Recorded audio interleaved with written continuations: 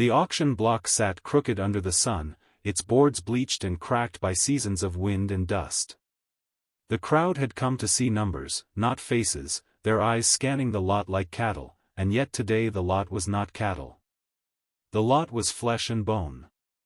Carver Hale leaned against the rail, broad shoulders shadowed by the brim of his hat. Dust clung to his coat, and the sweat on his forehead did not cut through the desert heat but mingled with it, a thin film of determination. He had come for business, and business had a name, a widow with 3 children, sold at the mercy of men who knew only ledgers and lust for profit. $15, a voice called, cracking like a whip. The widow, Elise Varnum, stiffened, clutching her youngest to her chest. Her skirts were threadbare, patches stitched in haste, sleeves fraying where the sun had chewed at them. Her hair, once the brown of fertile soil, now bore streaks of gray, knots forming where her fingers had failed to keep it smooth. She did not cry. She did not scream. She bowed her head like a tree rooted in the dust, offering herself to the lawless rhythm of numbers. 20. Another man, younger, eager. He spat and grinned, a shadow of cruelty cast long across the wooden platform. Elisa's eyes flicked to the horizon, to the ridge where the red rock bled into the sky. No one answered her there. Only the sun. Only the wind. Carver pushed himself off the rail, boots digging into the gravel.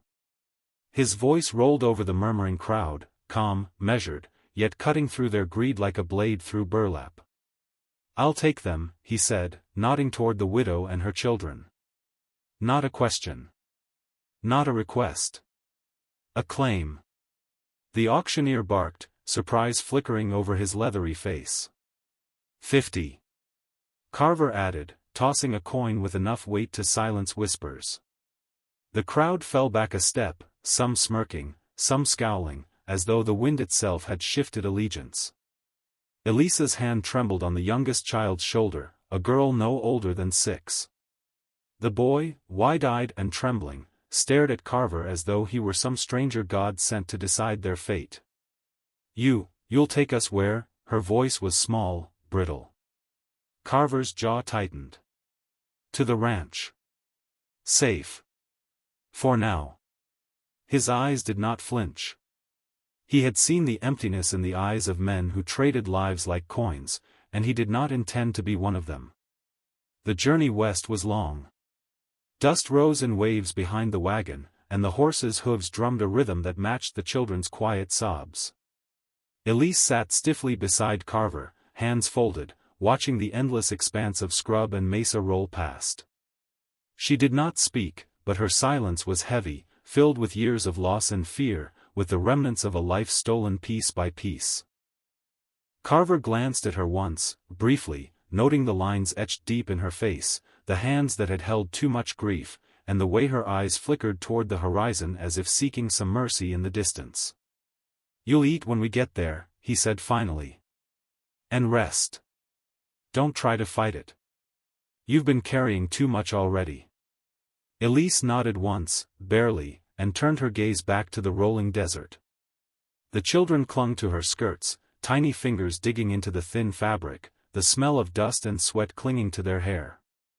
The youngest, Mara, leaned against her mother, silent, eyes wide and wary. The middle child, Jude, fiddled with the reins of the wagon, restless and angry in equal measure. And the eldest, Thomas, stared straight ahead, jaw set, as though he could will the world to bend away from them. At the ranch, Carver moved quickly, securing a small cabin near the corrals, where the smell of leather and hay mixed with the tang of fresh-cut wood. He worked without words, fetching blankets, food, and water, setting down bowls and cups as though preparing for a ritual long forgotten. Elise followed him into the cabin, hesitating at the threshold, eyes darting from the rough-hewn walls to the small fire Carver had lit. You won't hurt us?" she asked. Carver shook his head. "I didn't buy you to break you. You rest. That's all." He did not smile. He did not need to. His presence, steady and silent, carried a weight that made the children pause their small movements, and for the first time since the auction, they allowed themselves a moment of stillness. Night fell with a cold wind that rattled the cabin shutters. The children huddled under blankets, Elise brushing the hair from their faces with trembling fingers. Carver sat nearby, cleaning a revolver with meticulous care. He did not speak. The room was thick with unspoken truths, with the knowledge that every life was fragile, and every choice carried a cost. When the night stretched long and quiet, Elise finally spoke again. Why by us?" Her voice was almost a whisper, carried on the wind from her lips to Carver's ears. He did not answer immediately. The knife of her question cut through him, slicing away the dust and sweat and years of solitude. Finally, he spoke, low, deliberate. "Because someone had to." The children stirred, eyes wide in the dim firelight. Mara reached out a small hand, brushing against Carver's sleeve. Jude shifted, restless. Thomas did not move. And Elise looked at him, a question lingering in her gaze that no words could fully capture. The following days were hard. The ranch was sprawling, sun-baked, and alive with the smell of horses, hay, and soil. Carver taught the children quickly, guiding them through chores, introducing them to the rhythm of ranch life. Elise learned the boundaries, the routines, and slowly, she allowed herself to hope. Not trust, not yet. But hope, fragile as morning mist. Storms came and went. Nights were long and bitter, and in the stillness, the widow and her children learned the weight of survival under the watch of a man who spoke more through action than through words. Carver's hands were always busy, whether with rope, tools, or the stubborn machinery of a life that refused to pause. And yet, beneath his rough exterior, a careful, deliberate attention lingered on the family he had claimed. Weeks passed. The children laughed once, sharp and brittle at first, then more fully. Elise began to trust the rhythm of the ranch, of a man who carried no pretense of softness, yet whose presence protected more fiercely than any law. Nights remained cold, but the cabin became a haven, and slowly, in that quiet, dust-riddled corner of the world, the unlikeliest family found its footing. Carver did not speak often of love, not in words.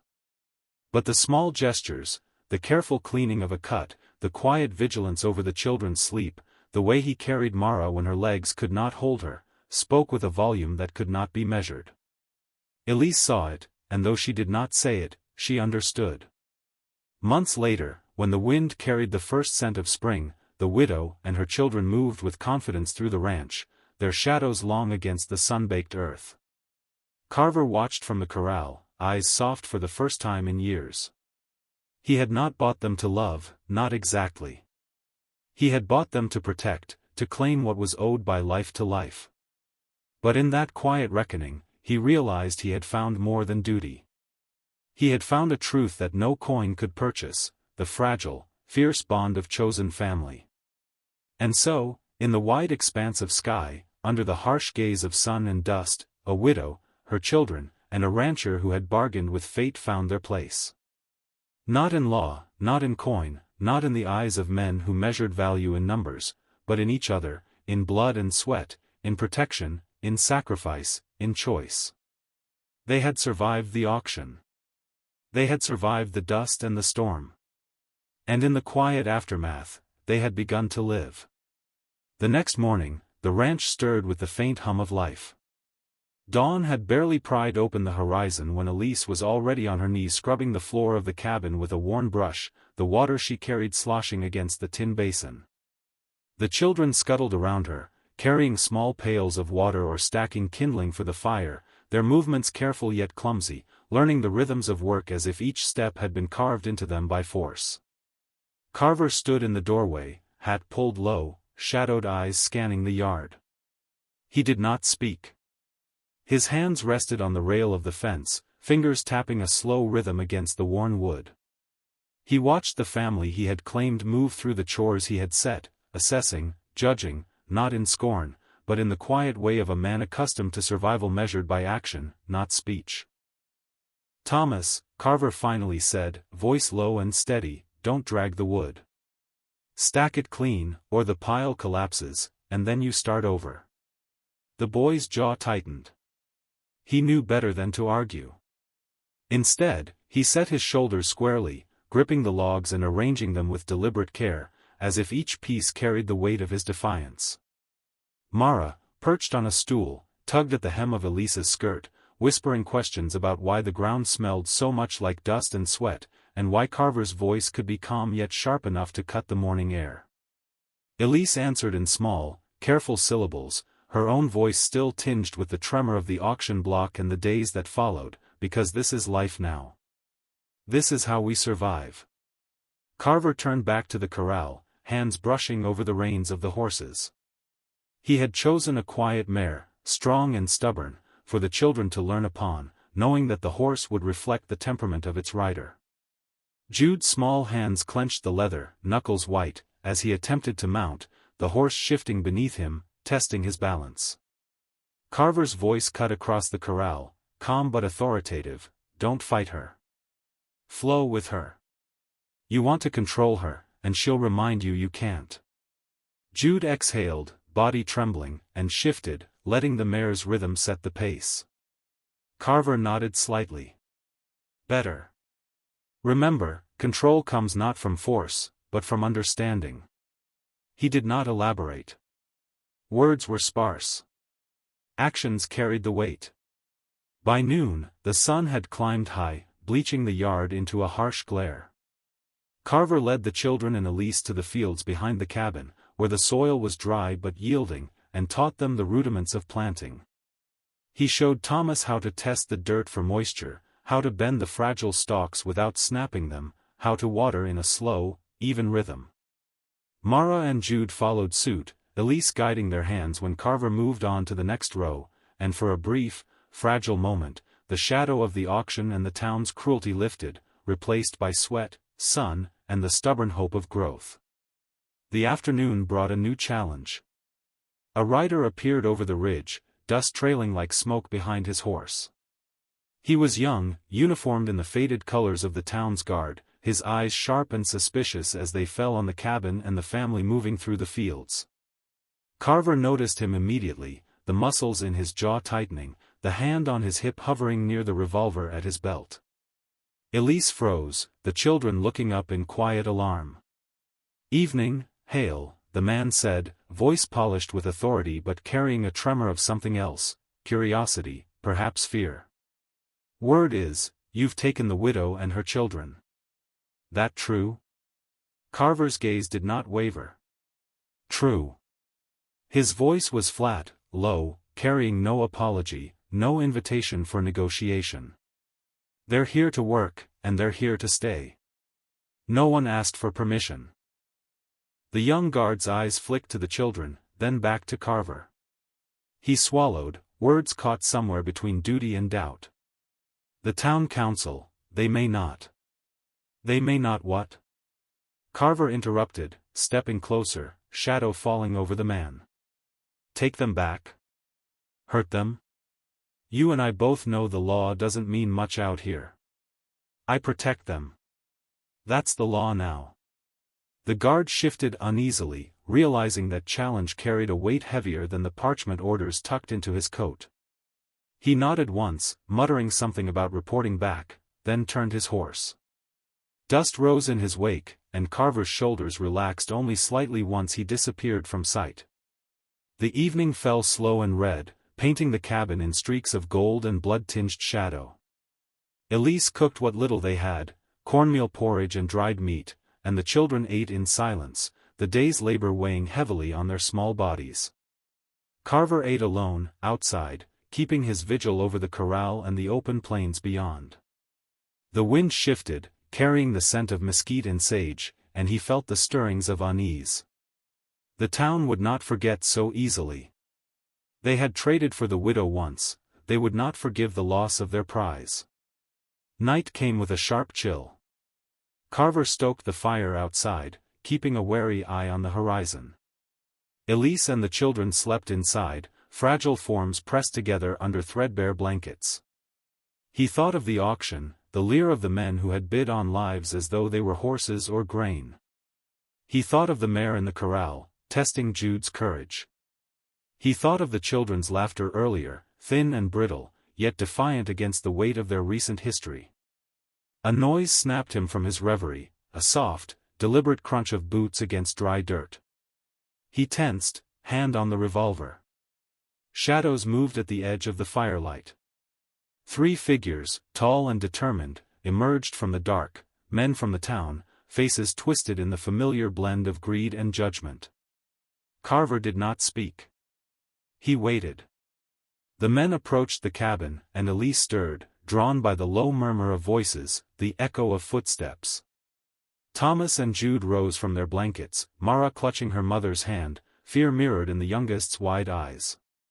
"Evening, Hale," the tallest of the men said, voice rough like sandpaper. "The town council sent us. You've got some business with their property. And we aim to collect." Carver's hand rested on the revolver. "They're not property. You want them, you'll have to get through me first." His eyes flared, steady as steel. A tense silence followed, the kind that stretched across dust and shadow and the thin glow of the fire. The men sneered, uncertain. The night seemed to hold its breath. Then, one of the intruders drew a knife, slow and deliberate. Carver moved first, his revolver a blur of motion. The crack of gunfire split the night. The intruders faltered, scrambling, returning fire with poor aim, unpracticed hands shaking with the thrill of confrontation. The children screamed from the cabin doorway, Elise clamping her hands over her mouth to stifle the sound. Carver's shots found their mark, precise, deliberate, each one a warning wrapped in authority. The intruders retreated, stumbling into the night, leaving dust and fear in their wake. Carver stood alone by the fire, the revolver smoking, muscles taut, ears straining for any sound that might signal their return. Elise rushed to him, her voice a trembling whisper. "Are you hurt?" "Not a scratch," he said, though sweat ran down his face, mingling with the smoke and dirt. "Go inside. Keep them safe." The children clung to Elise, trembling, wide-eyed, whispering names they had not dared to speak since the auction.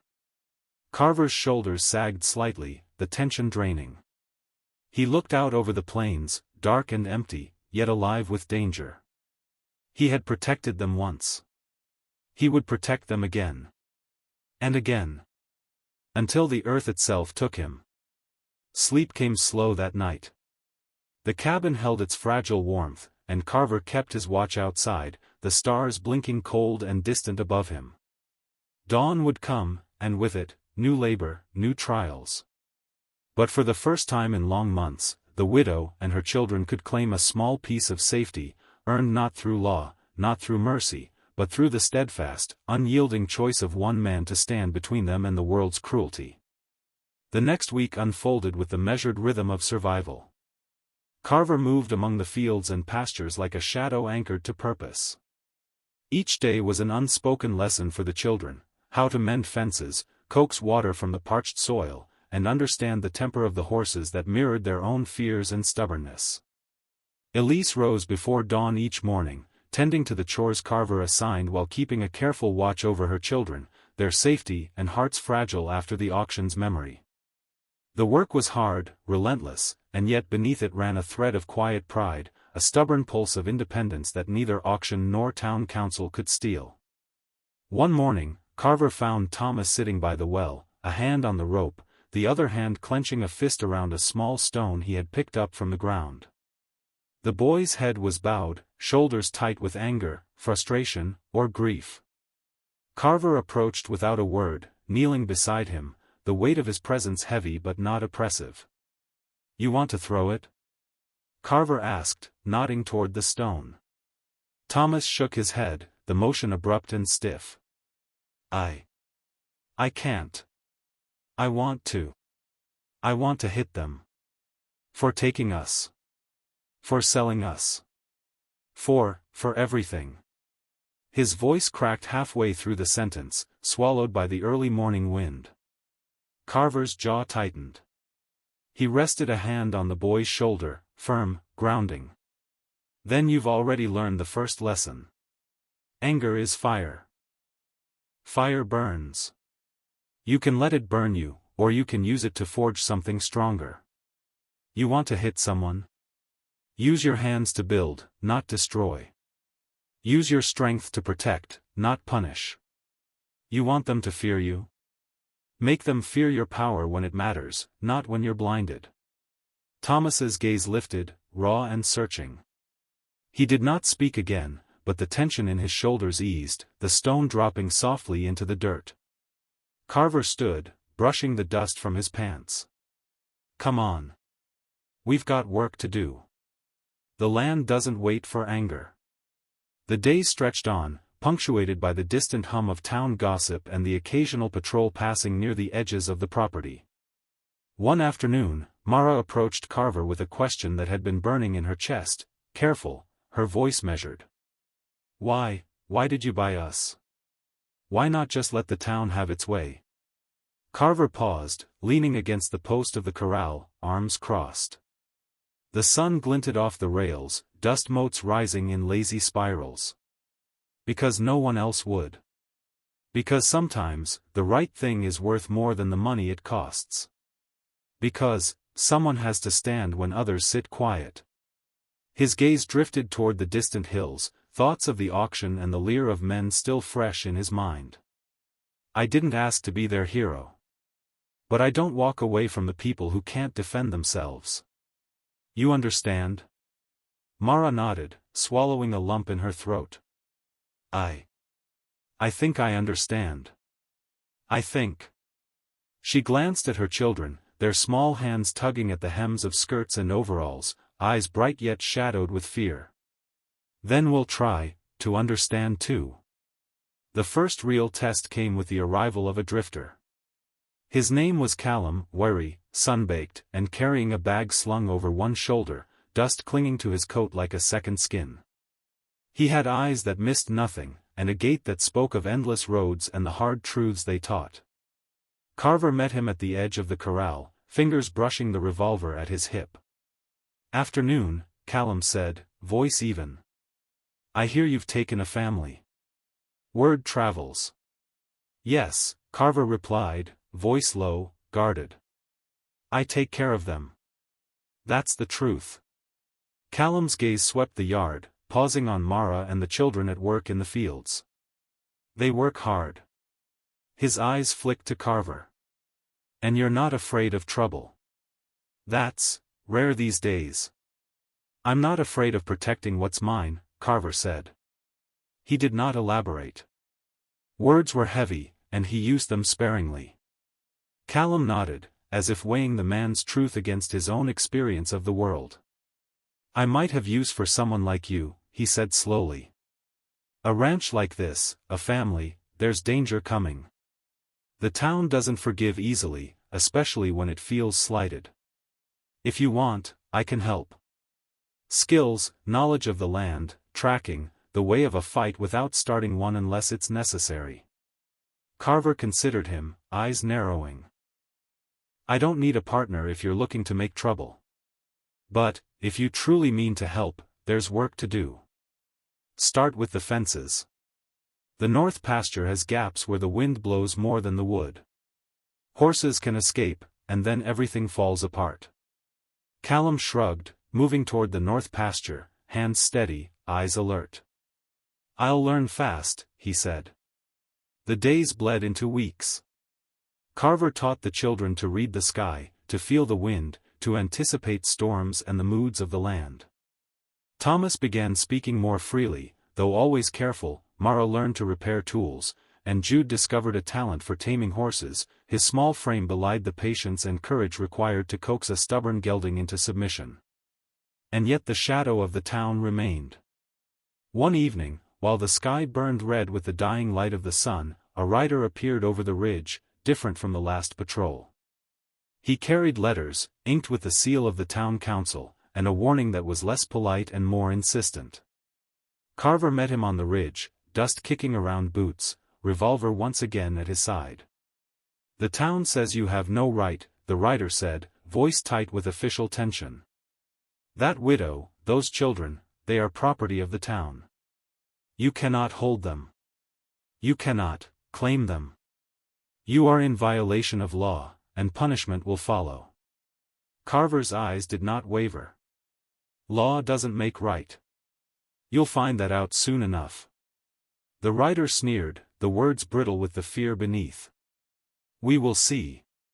The council does not forget.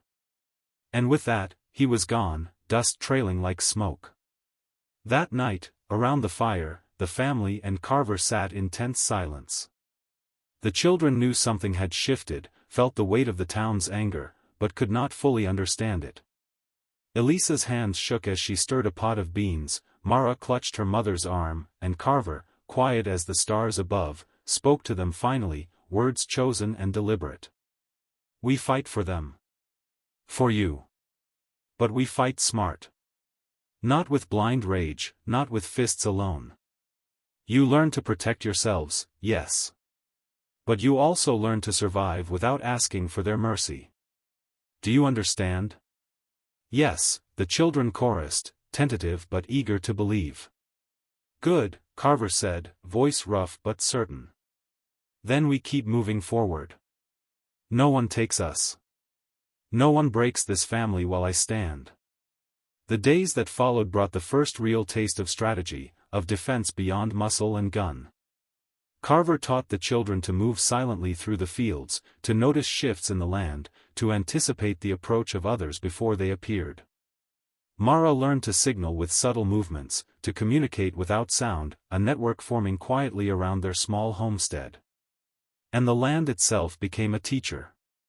Storms forced them to work together, teach resilience. Harsh sun and parched soil taught patience and care. The horses, stubborn and alive, taught the children balance and trust. In this crucible, the family began to knit together, bound by necessity, courage, and the unspoken bond with the man who had claimed them as his own. Then one morning, Thomas ran into Carver's cabin, breathless and wide-eyed. They're coming. The men, the auction men. They're riding hard. They'll be here by noon. Carver rose immediately, eyes scanning the horizon. He could see the dust rising, thin columns against the land. The town's men were coming, fueled by greed, arrogance, and the desire to reclaim what they had failed to sell. He turned to the family, voice sharp, commanding, and filled with certainty. Inside. Quickly. Stay hidden. Follow my instructions, and no one will get hurt. Do you understand? They nodded, fear tight in their chests but trust in his words anchoring them. Carver checked the perimeter one last time, revolver ready, his mind calculating positions, escape routes, and the stubborn certainty of one man against a town's vengeance. The first shot would change everything. The morning sun barely cut through the haze of dust and smoke when the first riders appeared over the ridge. Carver's eyes narrowed, the hard line of his jaw set like iron. The children crouched behind the cabin, hearts hammering, small hands clutching each other's. Mara's lips pressed to Eli's damp hair, her body a shield, though she shivered against the cold and fear. Carver stepped outside, boots crunching over dry earth, revolver raised, eyes scanning the advancing figures. The town men were a mixed group, some young, some old, all riding hard with the arrogance of men who had never been denied what they wanted. They carried ropes, pistols, and the sneer of entitlement. At their front, the auctioneer himself, Harlan's old assistant, rode with a whip coiled in his hand, eyes gleaming with the promise of recapture. "Bring M back," the man shouted, voice carrying across the empty fields like a lash. "The council demands it." Carver's voice cut through the air, calm yet lethal. "They're not yours. Step closer and you'll find out why." A pause, a hesitation, the kind that comes when men know the risk but choose to ignore it. Then they charged. Dust kicked into the sky like smoke from a fire, the thrum of hooves loud enough to make the earth tremble. Carver's heart beat in measured rhythm, each step and breath calculated, each movement precise. Thomas peeked from behind the cabin, then shrank back at a shout from one of the riders. Carver noticed him, gestured sharply. Stay low.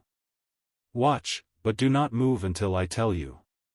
Callum emerged from the north pasture, calm and silent, eyes scanning, hands ready. He had positioned himself with a rifle carved from wood and steel, his presence a quiet counterweight to Carver's intensity. The first rider lunged forward, whip snapping toward the cabin. Carver moved like a shadow, revolver swinging, and the man went down, clutching his face, teeth gritted against the surprise. Others slowed, realizing the fight was not as easy as promised. Mara grabbed a lantern and hurled it, fire spilling across the dry grass. Screams and curses rang out as men scrambled to avoid the blaze, horses veering wide. The children ducked, hearts pounding, faces pale as they watched their makeshift defense take shape. Carver moved closer, revolver smoking, boots crunching mud where the river had overflowed in the previous storm. Each shot, each calculated movement, chipped away at the men's confidence. Callum's rifle barked from the distance, each report precise, forcing the riders to retreat from angles they had assumed were safe. The eldest of Mara's children, Jude, slipped from behind a tree, small but determined, clutching a coil of rope. Carver caught sight of him, hands snapping upward in warning, but the boy ignored it, eyes fierce. He swung the rope at the nearest horse, tangling its legs. The animal reared, throwing its rider to the ground. The move was reckless, but effective. Thomas mimicked him, improvising, tossing stones with surprising accuracy, each one landing on the edges of boots or saddles, forcing men to flinch, to hesitate. Even Mara grabbed a shovel, her body swinging with the strength of desperation, cracking it against the legs of a man who thought her small and weak. The battle grew chaotic, a storm of dust, fire, and flying fists, but Carver's mind remained razor-sharp, directing, adapting, protecting. His eyes found the auctioneer, the man's face twisted in rage and disbelief. Carver advanced, revolver swinging, and the man raised his pistol.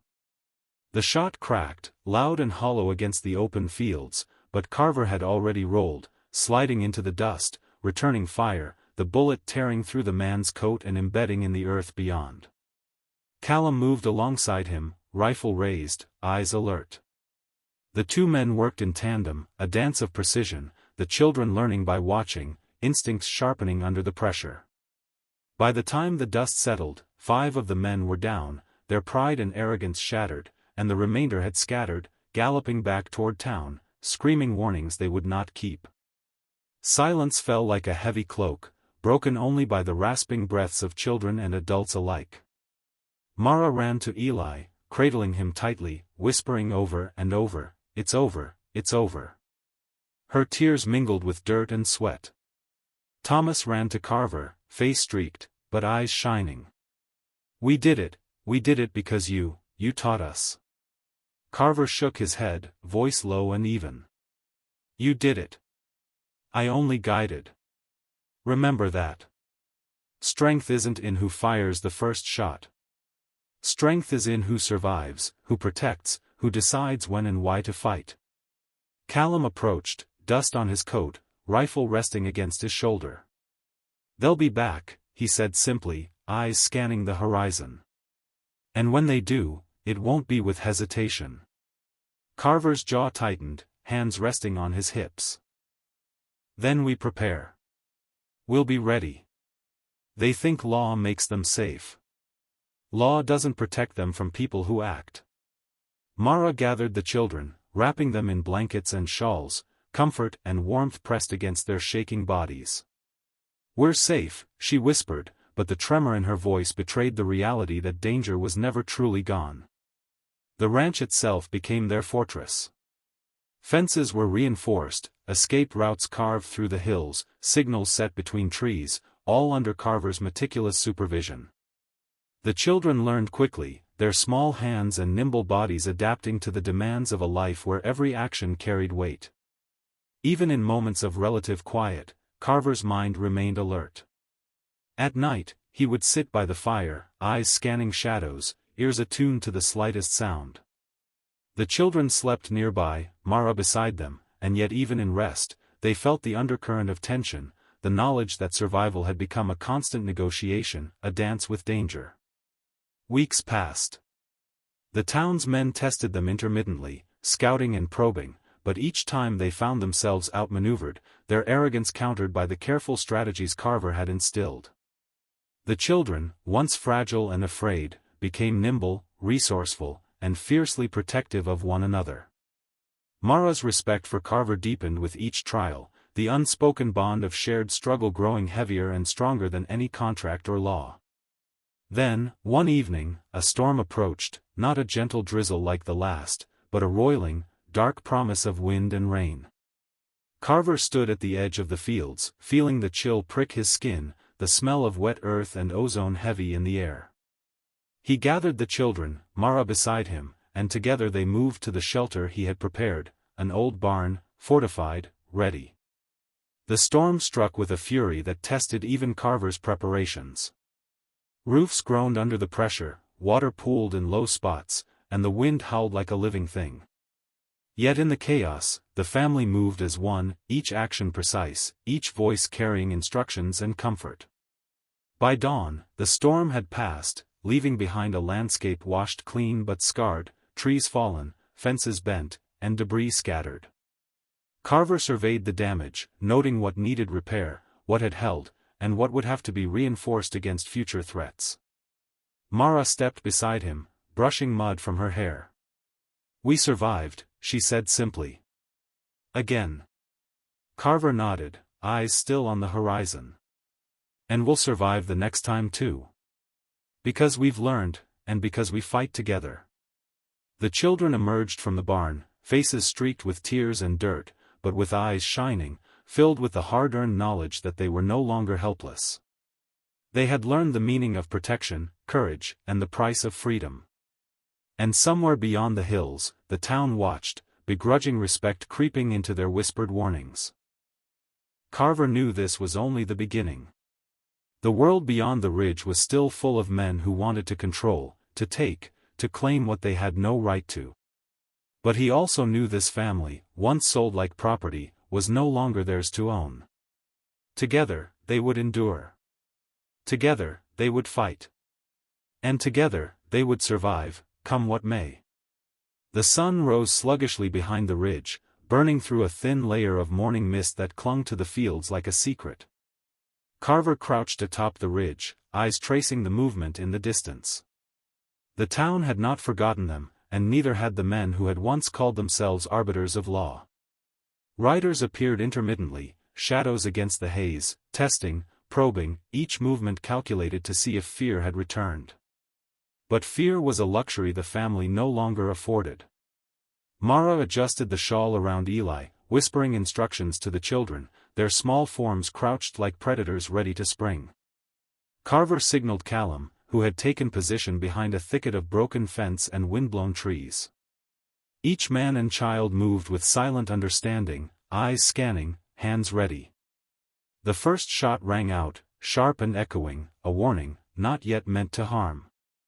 A man's figure stumbled forward, dropping a bundle of rope, eyes wide with disbelief as Carver's rifle barked a second, precise, cutting through the tension. The rest of the riders hesitated, looking to each other for confirmation that the plan was sound. Carver's gaze hardened, revolver swinging to cover Mara and the children as they ducked behind the ridge's natural cover. The ground was littered with the remnants of the previous skirmishes, broken wagon wheels, snapped fences, and splintered wood from barns abandoned or destroyed. Each obstacle was now a part of their defensive design. Mara's voice rang out, calm and commanding despite the tremor of adrenaline beneath her skin. "Jude, left flank. Thomas, stay low, watch the ridge. Eli, with me." The children responded instinctively, their small hands gripping sticks, stones, and the few firearms Carver had trusted them to wield. They were learning fast, faster than any man had expected, faster than the town had allowed children to grow. The riders advanced in cautious arcs, their confidence waning as each step revealed the precision of Carver's planning. Callum's rifle cut through the air again, felling a horse and sending its rider crashing to the dirt. Dust rose like a pall, hiding the movements of both attackers and defenders, and for a moment, the world became a blur of motion, of instinct, of survival. One rider, bolder than the rest, broke from the line, charging toward Mara, whip raised. Carver fired, the revolver's report echoing in the valley, and the man toppled from his mount, writhing. Mara didn't flinch. She grabbed Eli, pulling him backward and swinging the lantern again, flames licking at the earth, creating a barrier of light and fire that forced the other riders to pause. In the chaos, the children became more than observers, they were participants, their small forms darting from cover to cover, throwing rocks with uncanny accuracy, distracting, delaying, protecting. Thomas leapt from a downed fence post, grabbing a rope, swinging it to entangle the legs of a charging horse. The animal reared, throwing the rider into the mud. Callum moved with the precision of a man who had danced with death before, covering every angle, forcing the attackers to retreat, regroup, and rethink.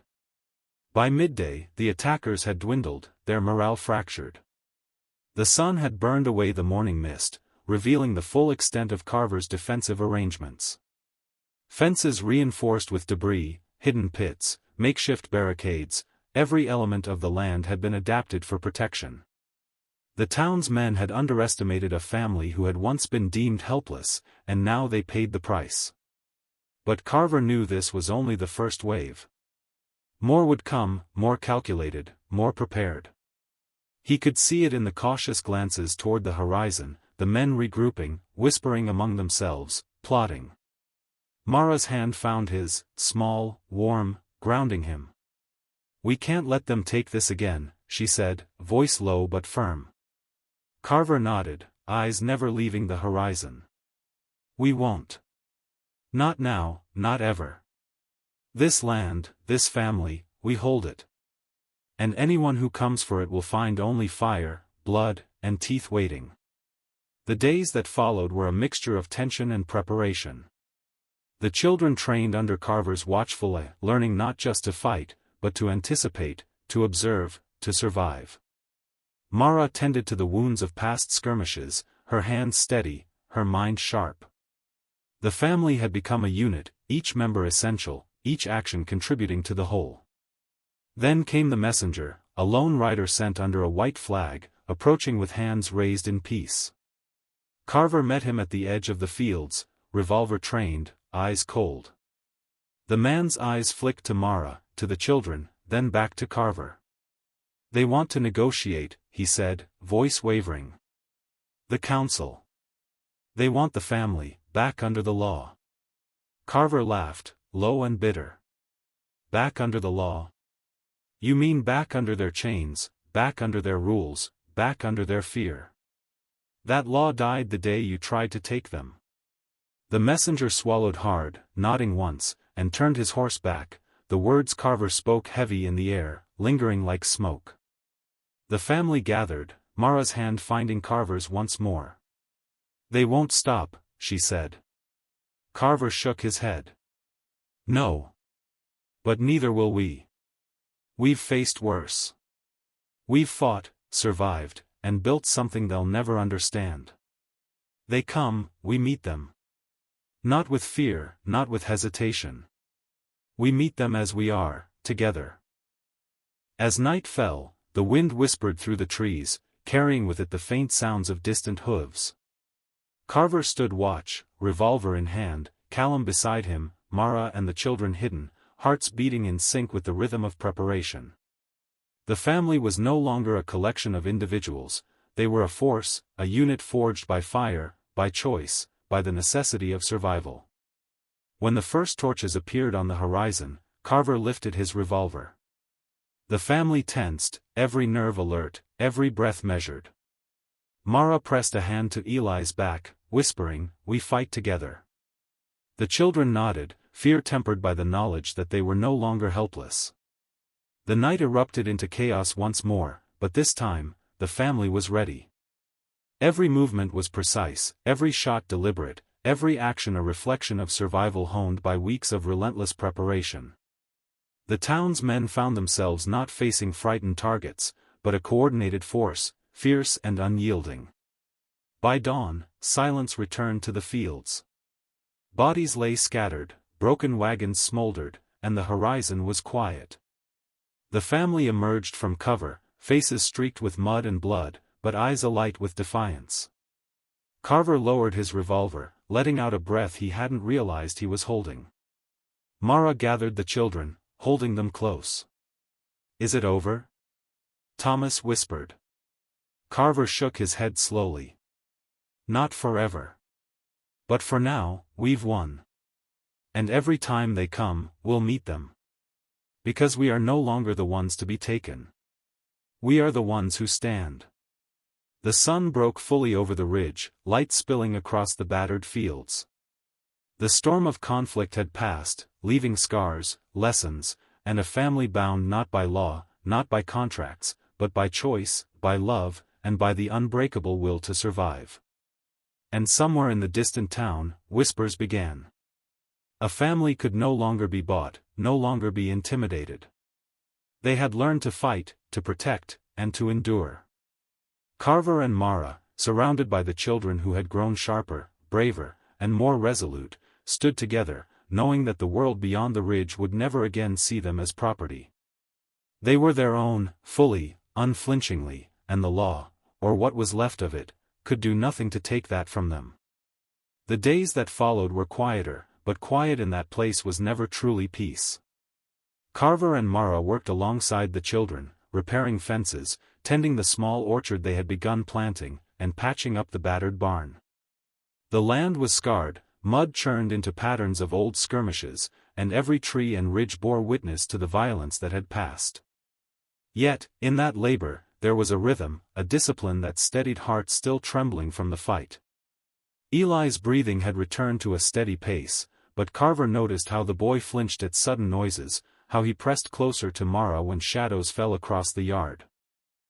The trauma had left its mark, subtle but undeniable, and Carver felt the weight of it deep in his chest. He had faced death countless times, yet nothing had touched him as deeply as the fear in a child's eyes.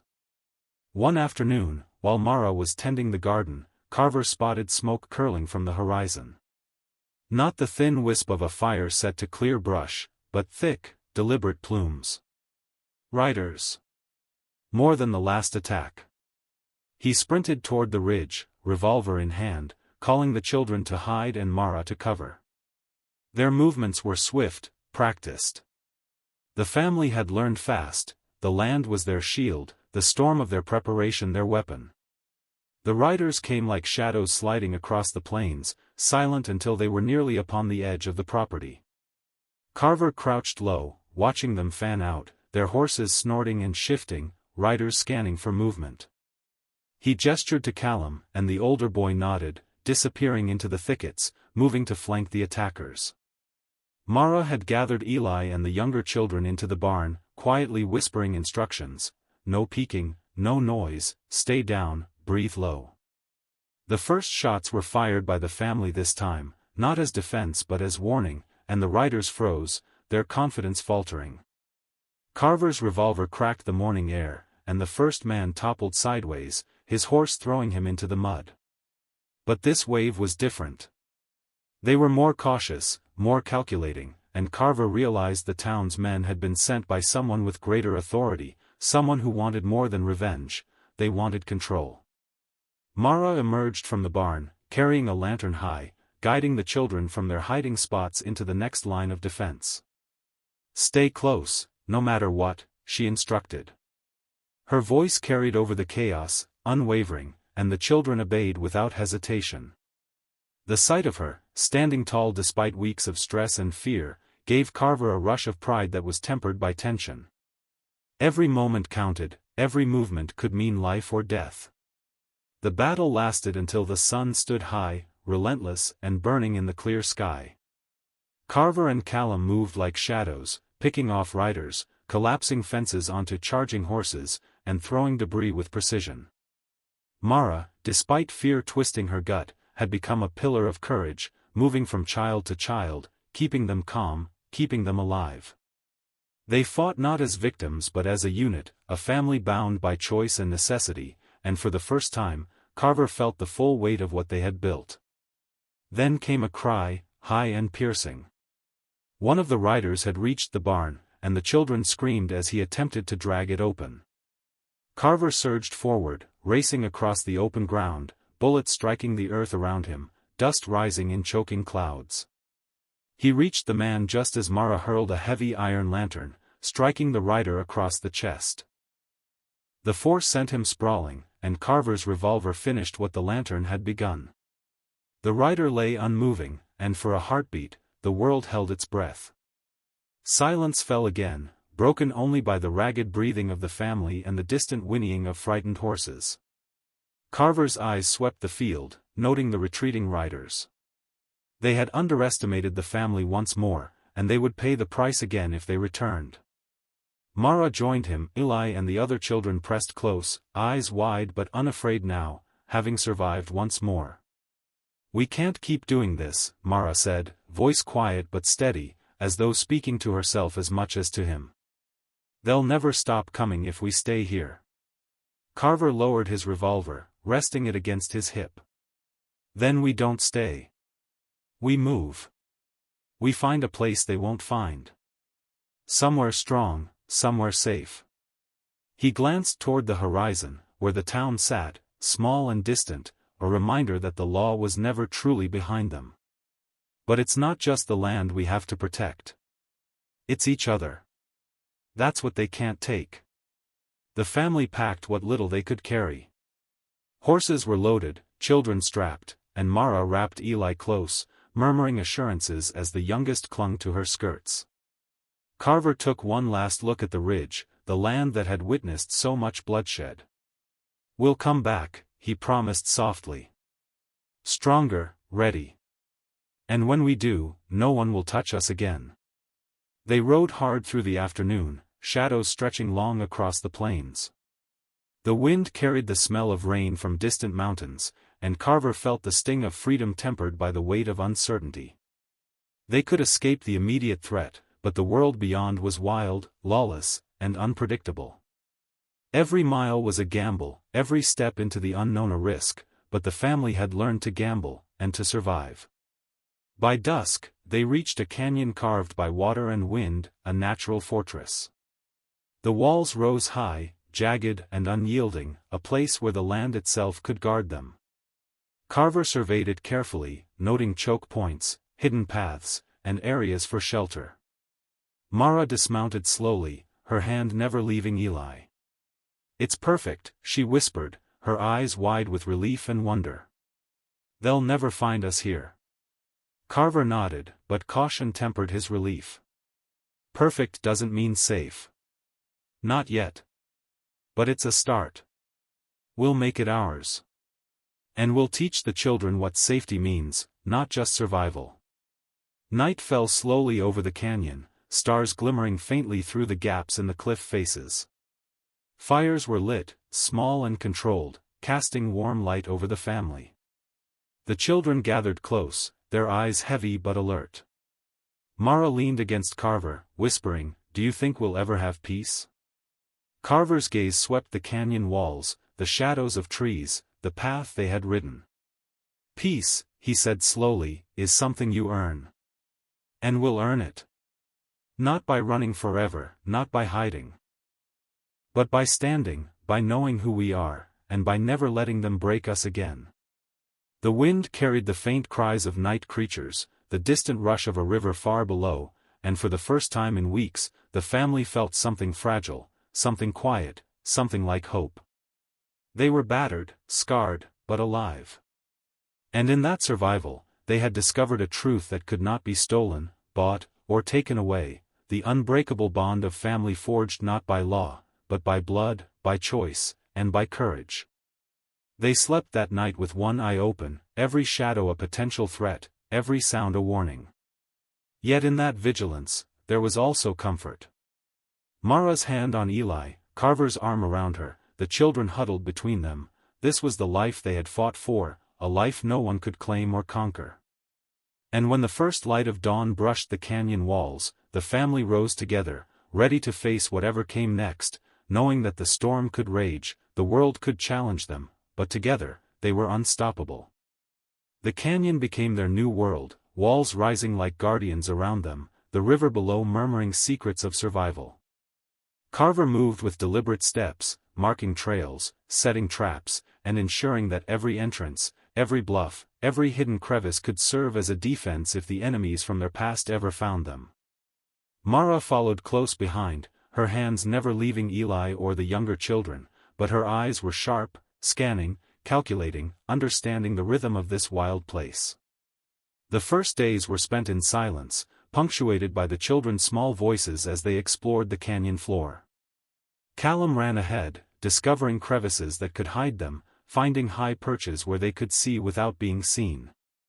Levi and the youngest, Amos, followed his lead, learning quickly which rocks were safe to climb and which clumps of brush could conceal their movements.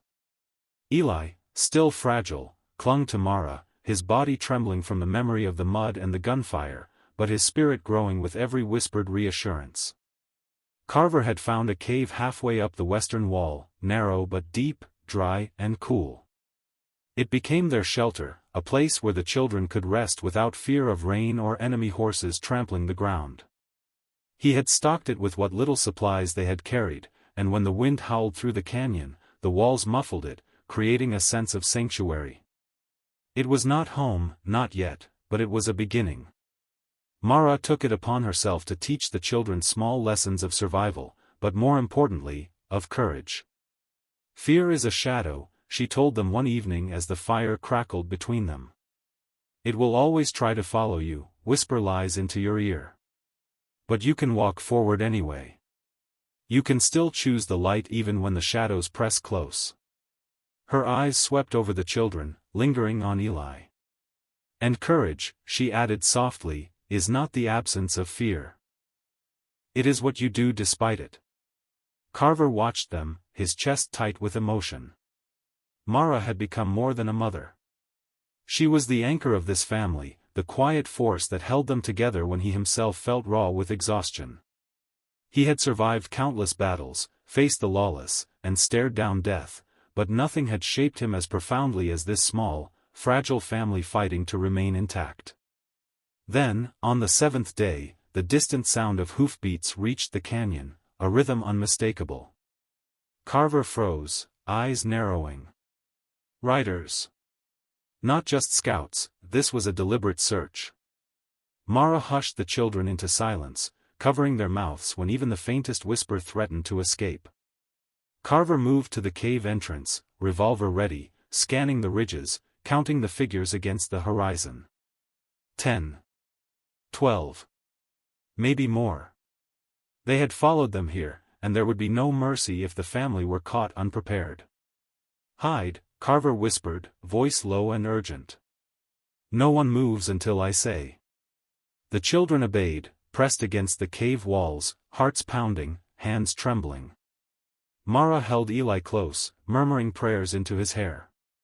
Carver stepped into the open, small and deliberate movements, giving the illusion of a lone figure while the canyon's natural defenses amplified his presence. The riders stopped at the edge of the canyon, surveying, shouting orders. Carver let them linger, biding his time. Then he fired. A single shot, precise, and a rider fell sideways from his horse, thrashing as the ground swallowed him. The others hesitated, and Carver used it, firing again, each shot finding its mark, each one a message that the canyon was no longer a place to invade casually. The battle escalated, echoes bouncing off the stone walls, the children flinching at each crack of the revolver but learning, absorbing, understanding. Mara moved among them when they ventured near the entrance, teaching them to aim slings, to throw stones, to use the landscape. By the end of the day, the riders had been driven back, their pride battered, their numbers reduced. And for the first time, Carver allowed himself to feel something like triumph. Night fell, and the canyon settled into uneasy calm. Fires were lit, and the family sat together, their faces streaked with soot and sweat, bruises forming on small bodies. Mara whispered softly to Eli, "See? You are safe. You are protected. No one can touch you here." Eli leaned into her, eyes wide and tear-streaked, nodding. Callum and Levi sat nearby, exhausted but alert, absorbing lessons they did not yet fully understand but would carry forever. Carver gazed at the stars, visible through the canyon's opening, the vast sky stretching endlessly above. He felt the weight of what lay ahead. They could survive today, but tomorrow? There would always be men like the sheriff, men who saw children as tools, families as property, law as a weapon. Survival was not just about defending their bodies, it was about preserving their souls, teaching the children that courage and love mattered more than submission to fear. And then, a whisper of movement reached him from the shadows of the canyon. Not human. Something else, a wild animal perhaps, or another threat lurking, waiting. Carver's hand tightened on his revolver. Mara's eyes followed his gaze, understanding without words. They were not alone. They never would be. The canyon was a fortress, yes, but it was also a trap, and traps could spring from anywhere. They spent the next days fortifying the cave, reinforcing the entrance with timber, setting rudimentary alarms with stones and wire. Mara crafted a small garden in the sheltered areas, teaching the children which plants could be eaten raw, which needed cooking. Carver led daily drills, teaching them to move silently, to communicate with hand signals, to read the wind and the terrain. The children's eyes brightened with each lesson, understanding more than mere survival. They were learning to dominate their world rather than be dominated by it. Weeks passed, and the family adapted. They became a unit, each member contributing, each action deliberate, each choice aimed at ensuring the next day. Mara, who had once been a widow sold like cattle, now stood as a matriarch, a pillar of resilience. Carver, the stranger who had once thrown silver into the mud, became the protector, the strategist, the father in truth and in lawless circumstance. And the children, scarred but growing stronger, discovered that fear could be wielded, that shadows could be tamed, and that love, even when battered, was a weapon more potent than any revolver. One evening, as the sun bled red over the canyon walls, Carver sat at the cave entrance, Eli in his lap, Mara beside him. The children were silent, their small hands clutching stones and practice weapons. Carver ran a hand over Eli's hair, whispering, "One day, you'll stand taller than any of them. One day, no one will take what belongs to you." Eli nodded faintly, eyes glimmering with understanding beyond his years. And in that moment, a sense of permanence, fragile but undeniable, settled over the family. They were not bound by law or town decree, not shackled by the world's cruelty. They had forged their own sanctuary, their own code of survival and love. The canyon would shield them, the lessons would arm them, and together, they were unstoppable. But Carver knew the world outside would not relent forever. The sheriff's men, or others like them, would not rest. The war was not over. Survival was a temporary state, a fragile balance of blood and fire, courage and love. Yet, in this moment, beneath the fading sun, he allowed himself a rare and fleeting peace. They were alive. They were together. And that, for now, was victory enough. The canyon woke to a crisp morning, the air sharp with frost that glittered on the rocks and trees. Carver moved first, checking the perimeter, his eyes scanning for movement, ears straining for the faintest sound that might signal a threat. Mara followed, Eli nestled against her side, the younger children trailing behind, their faces pale but determined. Weeks of hiding, of learning, had hardened them in ways the world would soon see, though their innocence remained, carefully guarded by love. From the ridge above, Carver spotted a column of dust rising in the distance. Horses. Too many for a single group. He felt the familiar tightening in his chest, the same tension that had sharpened his aim before, the same caution that had saved the family countless times. "Stay low," he whispered, voice steady. "No sound. We wait." Mara nodded, clutching Eli closer, her hand brushing the younger boy's hair. They obeyed, small shadows in the folds of the canyon, hidden, prepared. The riders came closer, the dust now choking the air, the sound of hooves heavy and relentless. Carver stepped from the cover of the cave, revolver in hand, and raised a small mirror, angling sunlight into the eyes of the first rider. A signal. Not of surrender, but of warning. The riders halted, confused, scanning the walls and ground, and for a heartbeat, the canyon seemed to hold its breath. Then Carver fired once, a warning shot that rang sharp against the stone. A rider fell, screaming as the others pulled back instinctively. Now, Carver hissed. Mara dropped to one knee, her own revolver drawn, trained not just by necessity but by resolve. The children moved quickly, silently, taking positions they had practiced, each knowing exactly where to be, how to react. Callum and Levi clutched slings and stones, hurling them with precision that stunned the remaining riders, small missiles striking horses and gear, forcing confusion into the enemy ranks. Eli, pale but steady, clutched a small rock, his hand trembling at first, then firm as he hurled it alongside his brothers. Each throw carried more than stone, it carried defiance, courage, the lesson that even the smallest can strike with power. The battle was chaotic but brief. Carver and Mara moved like shadows, precise, lethal, their shots measured and controlled. Riders who had come seeking dominance were driven back, battered and demoralized. The canyon, once a silent fortress, had become an arena of skill and instinct, where a family's love for one another became the ultimate weapon. By the afternoon, the dust had cleared, and the canyon settled into stillness again. The family gathered near the cave, bruised and bleeding but victorious. Mara pressed a cloth to Eli's cheek, brushing back hair matted with sweat and blood. "You are safe," she murmured. "All of you are safe." Carver knelt beside them, hands gripping the children's shoulders. "And as long as I stand, no one will take that from you. Not today, not ever." The children's eyes, wide and bright, reflected a truth that had taken weeks to cement: they were no longer prey, no longer victims. They were a family united, tempered by fire and storm, and unbreakable.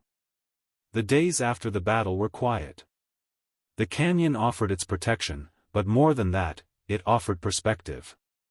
Mara and Carver worked together, teaching the children not just survival, but choice. Every step they took was deliberate. Every action, a lesson. Callum learned to hunt, Levi learned to read the signs of the wind, and Eli, once fragile, now practiced aiming with small slings, his hands steadying with determination. Mara smiled at each success, her heart lightened by the small victories, while Carver, silent but ever watchful, allowed himself rare moments of hope. And then, one evening, as the sun sank behind the canyon walls, painting the sky in fiery reds and golds, Mara held Eli close. "Do you know why we fight?" she asked, voice soft, eyes glimmering. Eli shook his head. Because you and Carver love us," he said, uncertain. Mara kissed his forehead. "Partly," she said. "But mostly because we are alive, and we will choose how to live. We will choose love, courage, and truth. Not fear. Not submission. That is our law." Carver, standing nearby, arms crossed over his chest, allowed a rare smile. He had once believed that the world could be conquered only with bullets and fear. But here, now, he understood that protection was rooted in sacrifice, in the willingness to stand when the odds were impossible, in the choice to bleed for something larger than oneself. He gazed at the children, and for the first time in a long time, he felt the weight of peace. Fragile, yes, but earned. Night fell fully, the stars emerging over the canyon like witnesses to their survival. Fires burned low in the cave, casting shadows that danced along the walls. The family huddled close, their bodies pressed together for warmth and comfort, each heartbeat a promise. Mara whispered prayers, Carver's hand rested lightly on Eli's shoulder, and the children, exhausted but alive, drifted into dreams where fear no longer ruled. And in the stillness, the canyon itself seemed to sigh, a sanctuary carved not just by stone and river, but by blood, by choice, and by love. The world outside could rage, could hunt, could threaten, but here, in this sacred place, a widow, a stranger, and 5 children had forged a family unassailable by cruelty. Morning came slow and steady. The air carried a hint of frost, the river below shimmered with light, and the family emerged from the cave together. Mara lifted Eli into her arms, Carver walking beside them, Callum, Levi, and Amos trailing close. The canyon stretched before them, endless, wild, beautiful, and theirs. They would walk it together, not as victims of a world gone mad, but as a unit forged in defiance, in courage, and in love. The battles had been fought, the enemies repelled, and the lawless outsmarted. But the real victory was deeper. It was in the quiet moments, Eli's first solid step on rocky terrain, Callum's laugh echoing off the canyon walls, Mara's proud gaze meeting Carver's, the unspoken understanding that they had survived not by chance, but by choice. They had chosen one another. And as they disappeared into the winding paths of the canyon, their figures small against the vastness, a truth remained. No document, no law, no tyrant could ever dictate the bond they had forged. It was blood deep, love deep, and stronger than fear.